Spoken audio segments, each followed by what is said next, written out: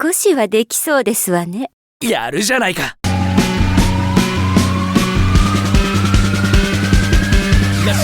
さあ、行くぞ。 Grab one fine-looking eggplant and cut him into slices. Diagonal boys for extra flavour. And then in half they go. Alrighty. Grab another phallic-looking zucchini and then chop him into lovely little discs. Grab your yellow capsicum and then chop out the seeds. Chop him in half and give him a slicey slice. Then grab one fine-looking onion and then dice. Once you've placed them off to the side, you can grab a tomato this time and dice this boy up too. And off to the side because it's time for curry roux time. Grab about 6 blocks of the boys and chop them finely. Pop in 1 tablespoon of oil along with your zucchini, eggplant and capsicum. Give them a big old mixity mix. And now take those boys off the flame and let's pop in our curry this time. So 1 tablespoon of oil, all of your diced onions, a little sprinkling of fennel, and a big boy toss.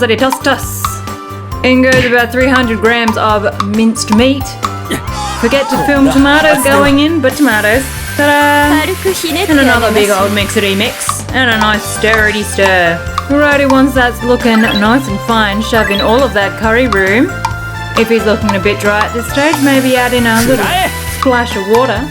Continue to stir if you feel like he's a little bit too gluggy. Add in another cup of water. And then I think we're done. So let's go plate up. Now then, grab a big old bowl, pop an island of rice in the middle, and then spread out your beautiful curry all around it. Now let's decorate this with our wonderfully grilled vegetables. It's summer up here in Japan, so we're using all of these wonderful summer vegetables. But feel free to mix and match whatever's in season for you.